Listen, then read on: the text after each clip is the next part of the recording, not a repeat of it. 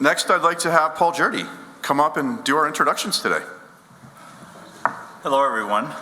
It is truly an honor for me to be playing this role today. I'm honored to have served in the U.S. Navy during the Vietnam War.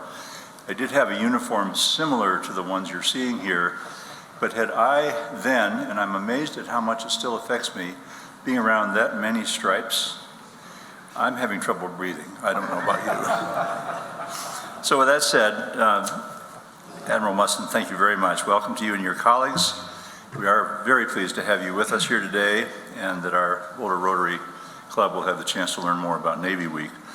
The information I have gleaned about you is extensive and content-rich, so a bit uncharacteristically, I'm going to be a bit less extemporaneous today, and I'm going to stick a bit more closely to my notes. So, Vice Admiral Mustin is the Navy's 15th Chief of Navy Reserve, where he leads approximately 60,000 reserve component personnel in support of the Navy, Marine Corps, and Joint Forces. A native of Alexandria, Virginia, he comes from a storied Navy family whose service dates back to the late 1800s, commemorated by the naming of the USS Mustin, DDG-89, an Arleigh Burke-class destroyer currently homeported in San Diego, California. Vice Admiral Mustin is a 1990 graduate of the United States Naval Academy in Annapolis, Maryland, and also holds a Master of Science in Operations Research from the Naval Postgraduate School in Monterey, California. And a Master of Business Administration, cum laude, in Finance and Management from the F.W. Olin School of Business at Babson College in Wellesley, Massachusetts. He has spent over 30 years as a commissioned officer in the Navy, including tours as a commander of Expeditionary Strike Group 2, Task Force 29, Deputy Command of Naval Surface Forces, Deputy Commander of the 2nd Fleet, and Vice Commander of the U.S. Fleet Forces Command. And then finally, we'll be talking about Navy Week in the Front Range. Vice Admiral Mustin will talk about the importance to the Navy to inland communities like Denver and Boulder, especially with regards to the business community. He'll talk about the impact of the Navy Reserve on both the fleet and also on the benefit to communities throughout the country where Navy reservists live. And finally, as time allows, I hope he'll speak to his own experience leading sailors at war, the lessons he's learned from those leadership positions, and then he'll share some stories from his 30-plus years of naval service. Admiral Mustin, welcome to Boulder Rotary.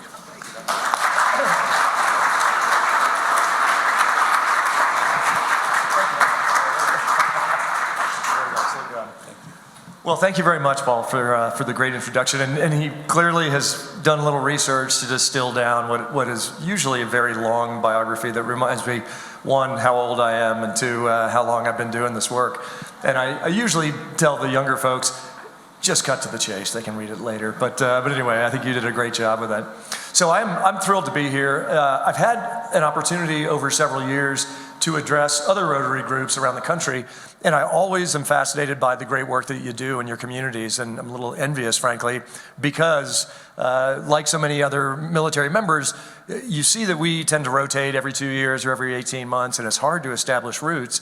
But I'm thrilled that I think you all have probably been the beneficiaries now of several veterans who have served previously.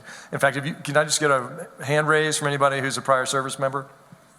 Yeah, okay, I assume so. Thank you very much. Thanks. And I'm going to walk around while I speak, not to make you feel uncomfortable, but just so I can kind of get eyes on a handful of you as we have our discussion. So as Paul mentioned, I want to talk to you about why I'm here. I work at the Pentagon. I live in Washington, D.C. now, in an area called the Navy Yard.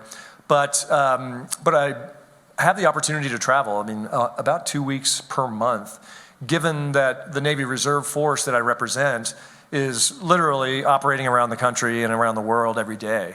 So you should be very proud of the 60,000 sailors that fall into the selected reserve category or the full-time support, also known as TAR, the Training and Administration of Reserves.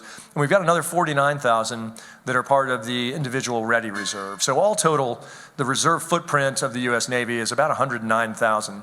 So it's always a pleasure for me to get out to the fleet concentration areas where our sailors are doing the best work. And I get to see them in places like New Orleans or in Dallas-Fort Worth, where we've got large joint reserve bases, or in Mayport or Jacksonville in Florida, or Pensacola, where we'll be in a couple of days, as well as areas like Washington, D.C., in and around the air facilities at Andrews, and then on the West Coast in San Diego and Point Mugu and Seal Beach and Everett and Whidbey, and then in Hawaii, and then in Japan. I mean, you name it. So we've got a large footprint, and we're very proud of the work that we're doing on your behalf. I like to say that I wake up every day asking, are the taxpayers getting a good deal today? You know, are we doing what the taxpayers are funding? And the answer better be yes. And so we're working hard to determine, what does the lay down of the reserve force look like, and how do we ensure that we're doing the work that is most important? And I can tell you that right now we are at an inflection point in a transformational period where the joint force, so all the services, are beginning to change the way that they're designed and the operations that they support to address the transition from what had been 20 years of the global war on terror. So post 9/11, for the last 2 decades, we have been focused primarily on counterinsurgency and counterterrorism in what I would define as non-maritime land-based conflicts. And as you might imagine, for somebody that wears this uniform, you know, we are schooled and trained to operate in the maritime domain. And now what is happening is the government, from our president on down through the Secretary of Defense, and in our case, the Secretary of the Navy, has recognized the need for us to transform to address an era of great power competition. So that's the terminology now that says we're beginning to shift our focus away from Al-Qaeda, ISIS, and land-based non-state actors, and instead address the realities of what's happening with state-to-state competition. And by that, what I mean really is China, Russia, North Korea, and Iran. So what that has necessitated by design is a change in the reserve force, in the number and type of units that we employ, where we train, how we prepare to mobilize the force to support the joint force. And I'll just give you a quick data point. Over the last 7 years, absent 2020, which I'll get to in a second, we've mobilized about 2,500 sailors per year. And we do that via a process that's referred to as individual augmentees. So IA is the model. And we do that by sending sailors down to Norfolk, Virginia, and we go through some administrative screening and some medical screening to determine their readiness to go downrange or into theater. And then we send them into areas like Guantanamo Bay or Djibouti, we call it Camp Lemonnier, or in Issa Air Base or Bahrain, areas where we have significant footprints that are contributing to this kind of ISIS, Al-Qaeda counterinsurgency fight. In 2020, we hit an episodic spike of about 7,000 mobilizations, and the large delta from the historical norms was based on COVID-19 response. So we put about 1,300 medical service corps, critical care physicians and nurses into areas like the USNS Comfort and USNS Mercy that we sortied on the East Coast and West Coast respectively, as well as areas like the Javits Center in New York City and small teams that were employed in hospitals throughout the country to help the overwhelmed civilian medical staffs. So they are now beginning to demobilize. At the same time, we mobilized 1,300 additional sailors to our 4 public shipyards to augment the workforce that had been decimated by COVID. And that was a necessity because we recognized the need to keep the maintenance availability timelines associated with our aircraft carriers and submarines on track. And thankfully, we had designed with forethought decades prior a number of units that are focused specifically on performing that kind of maintenance. So it worked as advertised that we were able to do that. Now let's talk about what a future conflict might look like and what's driving the necessity for us to change. Well, as we look at areas in the Indo-Pacific region, you know, the largest water mass on the face of the globe, or even in the Atlantic, where we see provocative behavior by our Russian Navy counterparts, you know, they're sending very quiet submarines through an area referred to as the Mid-Atlantic Ridge, which in itself is not troubling because that's international water and they have every right to do so. The problem that we see as members of the Naval Service is they also have invested over the last several decades in impressive missile technology that while they sit poised off the coast of the Atlantic, they hold every U.S. city at risk, meaning the missiles that they carry can target San Diego and Oregon from the Atlantic. And they're also sending submarines off the Pacific, which then provides kind of a double whammy in terms of coverage there. Now, we have no reason to believe that there is nefarious activity in mind. However, we always say that we want to hope for the best but train for the worst. So we need to have the forces that are trained and ready to respond. And how do you respond to a submarine? Well, you have destroyers and aircraft and helicopters and other submarines that go find them. And then we make sure we know where they are. And in many cases, we are doing similar things off the coast of Russia. You know, we want to send our submarines there. But what it translates to for your reserve force is the necessity for us to divest some legacy missions, some things that we have done for the last, call it 20 to 50 years, for no other reason than it's always been done that way. And now to recognize that there are new areas that have been underrepresented but are critically important to what we refer to as the future fight. So we know that the Navy will contribute in areas, and the Navy Reserve will contribute in areas like cyber and space and expeditionary maintenance, which exists in nascent stages throughout the services today, but will be a critically important role for us in a future conflict, particularly one that is far away from the United States, which is where we prefer those things happen.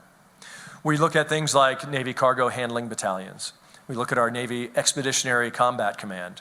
We look at how we work with the Marine Corps and the Air Force and the Army, and what we do with Expeditionary Advanced Base Operations. That is a Marine Corps term for how they're going to employ small teams of Marines rather than and differentiated from what the Navy has done since the Cold War, which is sortie carrier strike groups, the carrier as the center of action, supported by a number of submarines, destroyers, cruisers, and escorts. Now, instead, we've said we're going to do that, but we want to disperse our forces to complicate the adversarial targeting calculus. Because it's easy with today's satellite technology for China and Russia in particular to know where we are all the time. So where we used to practice things like emission control and we shut off radars and we wouldn't talk on the radio in hopes of being able to sneak up on people. Today, we're less able to do that with confidence because in the South China Sea, for instance, the Chinese have launched 1,000 satellites in the last 5 years. So some of those are low Earth orbit, some of them are medium Earth orbit, some of them are geosynchronous or geostationary, and some of them are high Earth orbit. What that does is give a refresh rate that is rapid, meaning it covers the same water space many times, but it also provides great fidelity to the point where they can begin to make some decisions about targeting. And that's what frightens us when you're moving a 100,000-ton aircraft carrier, that although it's fast, is not fast enough to outrun a hypersonic missile. And that's where we see areas of investment in both China and Russia. So I'm not Chicken Little, and I'm not here to preach a doom and gloom sentiment. What I would tell you is your Navy is the most powerful, most potent, and most capable Navy the world has ever seen. And we have fewer ships today than we did in 1988 when President Reagan was in office and Secretary Lehman was the Secretary of the Navy. They famously talked about an era of 600 ships, the 600-ship Navy. Today we have 294. And I'll characterize the operational tempo in this way. In 1988, when I was a midshipman of the Naval Academy, we had, it actually never was 600, okay? Don't tell anybody, but we only got to 598, okay? So we had 598 ships, of which between 100 and 115 were underway at any one time. So call that about 15%. And that accounts for the necessity for maintenance and modernization. Ships have to come into yard periods, meaning a yard availability, where they're not operating, they're pier side, and we rip things off, and we put new things on, and we upgrade software. That takes time and material and money. So accounting for the known maintenance and modernization periods, we were able to keep 15% underway at any time. And when we needed to, we could surge or sortie additional surface assets as necessary. Today, as I mentioned, we have 294. We have between 100 and 115 underway. So as you can see, just rough public math here, the increase in the percent of ships that are being used has put a disproportionate burden on our maintenance community. Because as you may say, for those of you who are familiar with horses, we're riding them hard and we're putting them away wet.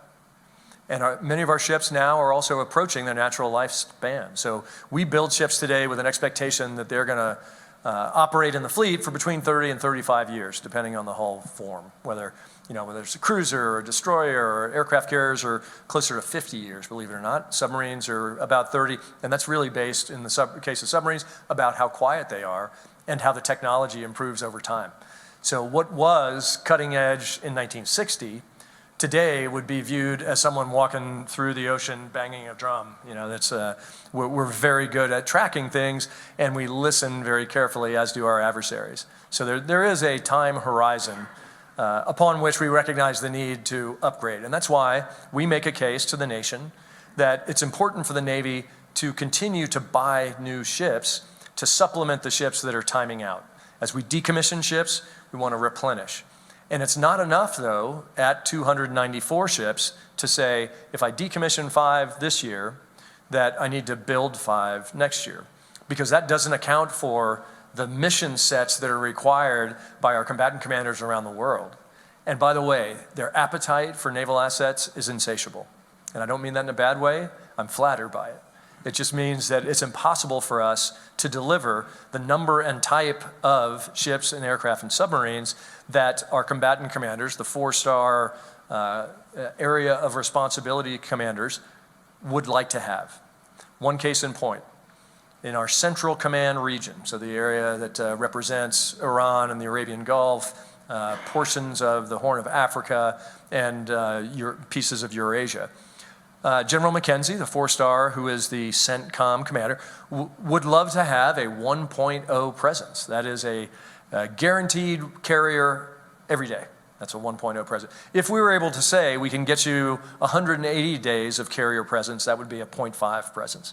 So his request is, I would like to have a 1.0 presence. But there aren't enough aircraft carriers in the Navy to accommodate a 1.0 presence in CENTCOM, given the demands of the other combatant commanders and their requests for large deck amphibs or aircraft carriers. So what we do is we begin to play a risk acceptance game and determine where can we accept some risk. Is it okay, for instance, to have 6 months of no coverage with a carrier strike group in the Gulf of Oman or the Arabian Gulf, if the trade-off is to keep a carrier strike group underway in the South China Sea? So we watch carefully to see who's rattling a saber, what's happening in Iran, what's happening in North Korea, what's happening in China, and what's happening in Russia. And there's natural contention for the limited and precious resources that are resident. So let's talk Navy 101. Part of the reason why I'm here to talk to you today is not, again, to talk about our adversaries, but really to talk about why a Navy is important for the United States. So we were born as a bi-coastal maritime nation. And we recognize that for our economic health, it's important for us to ensure the free flow of goods and services, in some cases, in both the eastern and western direction from our relative coasts. But there are certainly those who seek to degrade the international norms that allow for that. And we conduct things like freedom of navigation exercises where we say the international community has ruled in a specific body of water that it is international water space. And that's why we will steam with autonomy in those areas. In the case of the Strait of Taiwan, China views that as incredibly provocative. And yet we say this isn't just the US acting unilaterally, this is the United Nations saying that's an international water space and anyone can steam in there. But China views our actions as provocative. So we, once again, begin to measure how do we de-escalate while maintaining the international norms and the rules-based international order that has existed since World War II. Because I can tell you, as China's economic strength has grown, their interest in seeing Chinese influence around the world has grown equally. And they see this as a zero-sum game. Either the United States will be the country that acts with primacy in an economic environment, or it will be China. And we view it almost like squeezing a balloon. If you squeeze one side, the other side gets bigger, and vice versa. So we know that we need to coexist as economic partners. If I'm Tim Cook at Apple, I want to sell phones in China. That's a lot of people. That's a lot of phone contracts, right? So we have no interest in saying that we shouldn't do business with China. But we do look very closely at the behavior of the Chinese versus what the Chinese say. And there's a big difference between our Department of State and our Department of Defense. Again, the defense posture really is, we want to hope for the best, but prepare ourselves across the joint force for what could become an era of conflict. And so we watch at, for instance, Chinese interests around Taiwan and what has been forecast as a forcible reunification. Okay, that is against every international norm known to this world, and yet they are driving towards a milestone date in 2027 in which they say, at that point we will have the military might and the confidence to achieve the forceful unification regardless of what the United States or their allies and partners say. So that is troubling. And we want to continue to create the perception, at least, that is the deterrent value leads them to believe that today's not the day. You don't want to do that today. And why is that? Because the rest of the world will recognize that your aggression is clearly absent the rationale that would define a good global partner. So, back to why the U.S. is reliant on the Navy, I would tell you that our founding fathers saw the light early on, in the 1700s. When they drafted the Constitution, the very first article of the Constitution, and this is a very poignant issue that I raised with my Army brothers and sisters when I have a chance to sit with them, is if you read the Constitution's first article, it says the government is tasked to maintain a Navy. Okay, so they recognize that that is part of the charter. The same article also says, and when required, you can raise an army. So I would ask you, you draw your own conclusions about what the founding fathers thought about the relative importance of our two services. And I'm sure at some point there's an Army Week and you'll hear from a general who'll tell you why the Army's great. So I'll leave it to them to sell you on that one. But I can just tell you that our nation is entirely dependent on your varsity away team, which is what we provide. So the U.S. Navy obviously provides a great service to the NORTHCOM commander, who you all know because he's local. We contribute not only here, we've got 6,000 sailors in the state of Colorado, many of which are working at NORTHCOM and NORAD, or at Buckley or Peterson. Now that we've got a Space Force, there's a NAV space contributing component to the Space Force. So anyway, but that's a pretty large footprint of sailors. Many are in my reserve forces, so we've got a Navy Reserve Center here in Denver. We just visited a couple of minutes ago, frankly, before we got here. We've got some joint intelligence centers that also are populated with reserve sailors, which is great. But anyway, there's a strong presence, and there's a long history of connectivity with the state of Colorado and the Navy. There have been 32 ships that were named for the state, cities, or people from Colorado. And most currently, we've got a USS Colorado Submarine and a ship that used to fall in my strike group, so I spent a lot of time aboard, the USS Mesa Verde. So anyway, that connection is a strong and powerful one. And even though you may not look to your left or look to your right and see the Atlantic or the Pacific, I would tell you that the recognition of the importance of Colorado to the U.S. Navy is great. And that's why we invest in things like a Navy Week. So I'm thrilled to be here to represent the Chief of Naval Operations and all of our service, frankly, just to remind you that we're here and we care about you. And that's really the ultimate intent of what Navy Week is about. It's, we've got the Navy Band here that's participating in events, and we've had a number of talks like this, but also, I was fortunate to go to Red Rocks yesterday and enlist some brand new sailors, which is always a moving experience, even for an old fellow like me, when you look at these young folks and think of the great potential that they are bringing into our service. It's just awesome. So anyway, it is always fun for us to have the opportunity, one, to get out of the Pentagon. I'm always looking for an excuse anyway. And I have a brother who's local here, so it was a bit of an excuse for me to get out here because last night we were able to wrap up all of our official functions, but then go to a pizza shop and watch the Navy-Memphis game with my brother and a couple of friends. So, that made the trip worthwhile right there too, which was always great. Although, I got to tell you, Navy didn't do well, and that is still troubling to me. Yeah, I know. So anyway, I'm not going to talk too much longer, but I want to give you a couple of seconds to start thinking about some questions, because I'm going to hush and then ask you what's on your mind, and I'm happy to address anything. But I'll just close by saying part of the initial strategy that is being formulated by current administration, and it percolates down from the president down to the Secretary of Defense, to the Secretary of the Navy, to the Chief of Naval Operations. And then in my case, as a reserve force, I work for the CNO, the Chief of Naval Operations. But we are very keen to see what the new administration's national security strategy document will articulate. And that will be published in December. And then if you view kind of a nesting operation from the national security strategy that comes from the administration, you will see quickly the Secretary of Defense publish a national defense strategy. And that really is the one that drives a lot of the decisions at the individual service level. So we take that, and the chairman of the Joint Chiefs issues a national military strategy. And then our CNO will issue something that is specific to the Navy. The current document is called the CNO's Navigation Plan. And that's replicated across every one of the services. So the Commandant of the Marine Corps does a similar thing, Commandant of the Coast Guard, and the Chief of Staff of the Air Force, and the Chief of Staff of the Army, respectively.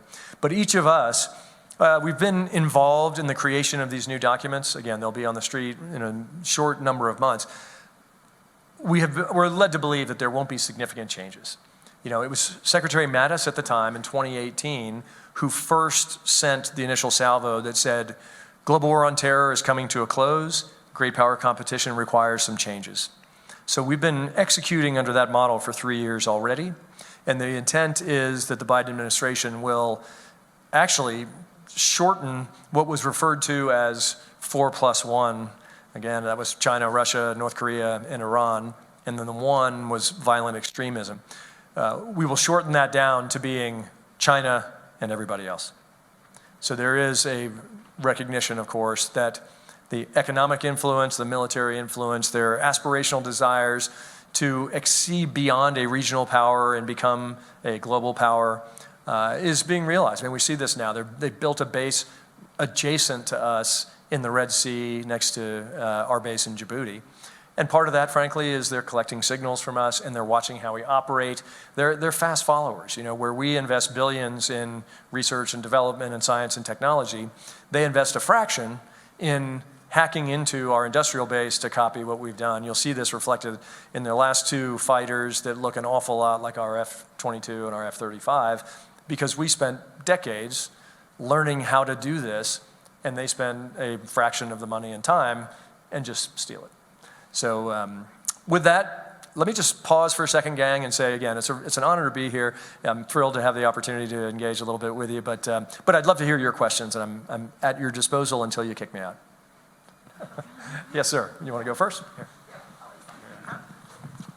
I'm always concerned about the supply chain that's problem. And since you're retrofitting ships all the time, how has that affected you? Gotcha. Well, there's a couple of layers to the answer. So when we talk about the supply chain, I would say as we look at joint warfighting concepts, if you look across the grand expanse of the Pacific, for instance, there's a recognition that we're likely to have to fight into the theater. So China now has a couple of impressive missiles, the DF-21, DF-26, and the DF-17 is their hypersonic missile, but they've got ranges outside of 2,000 miles.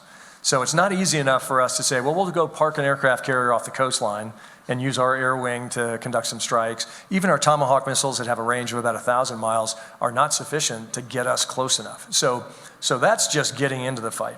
Then let's assume that there is actual conflict, and we'll use the South China Sea as an example. If our ships start taking damage, well, now we got to get supplies into theater to, and if you may remember, I referenced expeditionary battle damage assessment and maintenance. So the idea is we need to be adepts at not only getting into the fight, but conducting repairs in real time in theater. And then we need to be able to sustain all this. So it's pretty easy to say day 1 through day 5 of any conflict, you know, there are going to be missiles flying, coming and going, and it's going to be frenetic, and there's going to be damage, and then there's going to be a lull while the proverbial dust settles. And then what? Well, now we talk about sustainment. So to your great question, you know, look, it takes bullets, you know, butter, and guns and people to maintain and sustain, particularly when we view this as an away game. So if it were a conflict off the coast of the US, we would have a decided advantage. If we're operating out of Guam, Yokosuka, Sasebo, and Iwakuni, Japan, and then perhaps a toehold slightly in Singapore, we may be able to do some of this for a modest amount of time, but we're going to have to flow forces into theater. And it's not easy. So to answer your question in the most simple way, I would say we're conducting a lot of war games to look at specifically how we do it. Is it using MARAD? Is it using the Military Sea Lift Command, plus the Air Mobility Command, plus TRANSCOM? How do all of these joint and service forces work together to sustain what would be necessary for the warfight? You know, when you look at a destroyer, for instance, a guided missile destroyer of the Arleigh Burke class, we have 90 vertical launch cells in which we would carry some mix of Tomahawk missiles, that's a strike missile. We have maritime strike Tomahawk and land-based Tomahawk. We also have surface-to-air missiles, SM-2, 3, 4, and 6, with variants, you know, SM-2B and 2C. So lots of different models of those, with each of them optimized for specific kinds of threats. And then we also have anti-submarine rockets. So all of a sudden, 90 cells sounds like a lot, but if you assume a third is going to go to strike and a third is going to go to surface-to-air, maybe a third to anti-submarine, it's not really that many. So in a conflict quickly, you could shoot them all. I mean, we could literally empty the magazine in a matter of minutes. At which point you say, I got to get out of here and go reload. You know, I'm not doing you a lot of good if I'm just admiring the view. So anyway, it's a tough problem because we look at the number of weapons in theater at any given time and what would be required. And each scenario is different. If it's a North Korea incursion into South Korea, we would respond differently than China invading Taiwan or China launching strikes from reefs that they've built in the South China Sea. So there is no easy answer. But I can tell you, as it relates to the reserve force, we're investing in the capability, so that's kind of what we do, and then we're investing in the capacity, which is how much of it we can do. So I view those two as levers that are mutually reinforcing. And now this transformation that I've referenced is creating some new capability that didn't exist before, but in many cases is doubling or tripling capacity of things that have existed but are not at a sufficient scale to justify what we need in a future conflict. So long answer, but great question. Yeah. Yes, sir. Yeah. So when it comes, I think I'll probably hear you, but I think it helps the folks online. when it comes to those 100,000 plus reservists, as a general profile, are they cycled into the reserves from active duty, or do you provide opportunities for young men and women to be, if you will, part-time sailors? Yeah, absolutely. So that's a great question. So I'll start by saying, so the active duty Navy recruits about 40,000 sailors per year. So that accounts for known retirements, advancements, vacancies that are advanced from. And the reserves recruit about 7,000 per year. It's a mix of, in the case of the reserve force, we are the beneficiaries of career transition office efforts, which take people from active duty and say, look, in my case, I did 11 years of active duty and then joined the reserve force. So I came into the service already with a warfare device and 11 years of experience, and generally about 80% of reserve recruiting comes from prior service, and that's officer and enlisted. But we also have a number of folks who are direct commission or new accession trainees, we call them NATs. So we supplement what comes from the fleet versus, we call it street to fleet. So we'll take kids directly off the street. In fact, George, who is no longer here but was at my table a moment ago, is our Lieutenant Commander Public Affairs Officer who came in as a direct commission officer into the Navy Reserve. So the answer is we do both. My preference is, particularly for warfighting ratings, is to get them from the fleet. Because it's hard for me, for instance, to create a submarine qualified officer in the reserve force or even an aviator. If I take a young kid out of college and bring him into the Navy, then I have to send him to Pensacola for flight training, and then I have to get him to a squadron to get experience before they join the reserve force and affiliate with a reserve squadron. Far easier for me to take someone who is coming off of active duty in a squadron, and now I can just assign them to an existing reserve squadron. So short answer, we do both with a strong preference for prior service. Yeah. Yes, sir. Hi. Thanks for speaking to our club. Much appreciated. My question concerns managing the rise of China. And I think the Navy you talked about, clearly the most powerful Navy in the world, and we manage their rise economically really well. But China is hyper-focused on what it considers their territory. And all of those forces come to a point in Taiwan. And right now, if we were to fight a war with China over Taiwan, I would maintain we would lose badly.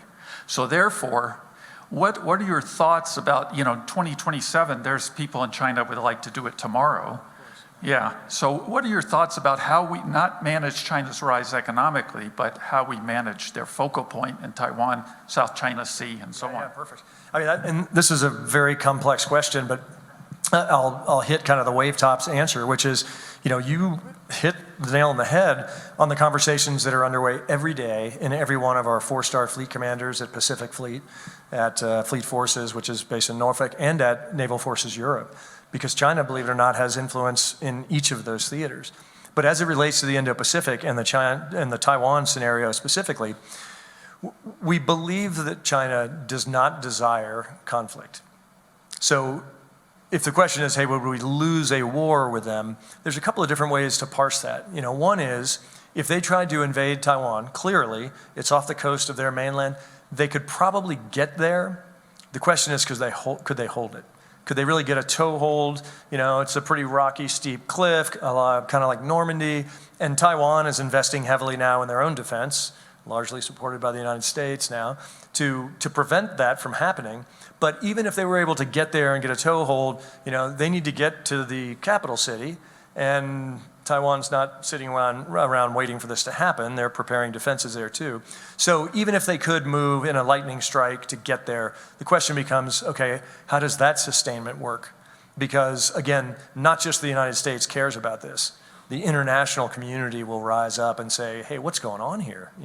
This is aggressive behavior that is not sanctioned. So we look at 2027 as the milestone. Again, that's playing back what they've said. And our assessments really are, we believe in 2027, they will have the confidence to say, hey, we think we can pull it off now. The reason they haven't done it tomorrow or today is they're not confident that they could do it. And so 2027, based on current growth, here are a couple of stark realities. Their industrial base is 10 times ours. I talked about our 4 public shipyards. We, in some cases, have legitimate constraints about number of available dry docks, number of pier facilities, number of shipyard workers. They are not burdened by those constraints. And so when we look at what does battle damage assessment and repair look like, we know that we can forecast, well, if a ship takes a missile or a mine hit, that here's how long it takes to fix it, and we'd have to get it either to Guam or to Hawaii or even into Everett, Washington, or San Diego. That's a long transit if you're damaged. Whereas China says, I've got 30 to choose from, I can take you right now if you're ready. So anyway, there are some realities about industrial base concerns too. But really, I think where we're investing heavily is not a DOD response. We don't want to try to match ship for ship, bullet for bullet. That's a fool's errand. Even though I would tell you, they had a single day where they commissioned 3 ships. We're commissioning between 1 and 2 per year. So it is interesting to observe how quickly they're ramping up. Now, between you and me, I would also tell you that has all been fueled by the recognition that their economy is growing. But there are certainly signs of weakness in their economy too. I don't know if you're tracking about the real estate boom, and that would have issues with credit, and all of a sudden that determination could be a bust. On par with what we saw in 2008 with the mortgage crisis, which would grind a lot of this behavior to a halt. But until then, they've got 2 aircraft carriers operating now. They're building a 3rd. The first 2 are okay. I would say the first one was a Russian purchase. Second one, they deconstructed and replicated, so it's a ski jump kind of model. The third one is like our Nimitz class carrier. Same size, electric catapults, future radar models. It's an impressive vessel. It won't be seaborne for a number of years, but we can see the direction, the glide slope they're on in terms of what they're building and at what capacity and speed is impressive by any metric. And so, again, our interest is not in saying, well, if they build more ships, we need to build more ships. The calculus that we use when we're describing on the Hill, for instance, talking to the House Armed Service Committee or the Senate Armed Service Committee, is to achieve what the nation needs and is asking for from the Navy, we have modeled this number of ships are required. And so, not surprisingly, what we found is we need more ships. We can't do everything that we're asked to do with the number that we've got without sacrificing long-term availability for short-term usage, as I mentioned. We're riding them hard, putting them away wet. In some cases, we are reducing the effective lifespan of the ships because we're driving them so hard. So anyway, again, these are not intractable problems. They're decisions. And so we always say, I get it. For everyone like me who says we need billions more in our defense budget so we can build more ships, there's someone else saying, hey, you know what, we need schools and roads too. So it's not that either answer is wrong. It's what does the nation want and how do we best get there? I study very carefully the incremental value of every dollar in my budget. I've got a $3.4 billion budget and I would tell you I'd love to double that, and yet I can tell you there's equal pressure from every other corner of the DoD budget going, no. Not only do you not need more, in fact, I think you should cut yours and I should get more of yours. So anyway, that's standard budget Pentagon talk. So anyway, but no, I appreciate your great question. And please don't let me leave here with the notion like, oh my gosh, China's eating our lunch. That's not the case, but we are watching. Yes, Jim. Sorry. Thank you. guys. Thanks for being here. Okay. Thanks, Bill. Just a quick, I'm going to follow up on Merrill's question. China obviously cares much more about Taiwan than I would guess we do as a country. It's not critical to our vision of what we are. And that's probably true of other countries in the world too. So ultimately, isn't it just a matter of who cares more and who's willing to risk more? There's certainly some discussion about what is the relative value of Taiwan. We view it as a treaty partner. We've got an intentionally ambiguous support policy about Taiwan. But really, I would tell you that the driver on this is maritime transit and traffic for goods and services that transit through the South China Sea. So of the 90% that I think I mentioned globally, the things that you purchase, your clothes and toys and the Christmas presents you're going to buy, in all likelihood have traveled from where they were made to here on the surface of the ocean. Of that 90%, 70% transits through the South China Sea. So Taiwan as a piece of geography may not necessarily be relevant, but what it represents as an encroachment on future areas is interesting, as well as what is the impact on the South China Sea transit route, because that also extends now economic zones and territorial waters and other things. But really, what we see is the aggressive behavior of Taiwan is kind of a push until someone responds. And if Taiwan then is forcibly reunified, then the question becomes, okay, hey, the world let us do that, so now let's do it in 10 other places because they didn't seem to care about Taiwan. So we're almost viewing it as a canary in a coal mine. So again, I'm not a Department of State representative, but I think that's my best effort at responding to that question. Okay, Bill. Thank you, Admiral, for coming to speak with us today. Much like the United States Navy, Rotary International is dedicated to making the world a safer and better place. And in that respect, polio has been a central component of Rotary's work in the world. In 1988, 1,000 children a day were paralyzed by polio. It existed in 125 countries. Because of the work of Rotary and other organizations, that has dropped to just 2 countries where wild polio exists, just Afghanistan and Pakistan. And there are almost no cases at this point, and we like to say at Rotary that we're this close to eradicating polio. In honor of your presentation today, we've dedicated 100 doses of polio vaccine to the Polio Plus. initiative, and we want to thank you for being Awesome. here today. All right. Thank you very much. Thank you very much for that. Thank you very much for that. Oh my gosh. That's awesome. Yeah. All right. Well, I have to admit, I'm flattered by that. I'm stunned. And when you talk to your friend at the Top Hatters, tell him I said hello. I would do that. Thank you, Admiral. And I'm not sure if you're aware of this or not, but you have a Boulder Rotary connection. One of our members who can't be here with us today because he's at a book signing on his time in the Navy, he's in California. I reached out to him yesterday, Captain Fred McLaren, and he mentioned to me that he was classmates with your father. So I wanted to point that out to everyone and just that you have a Boulder Rotary connection. So thank you again.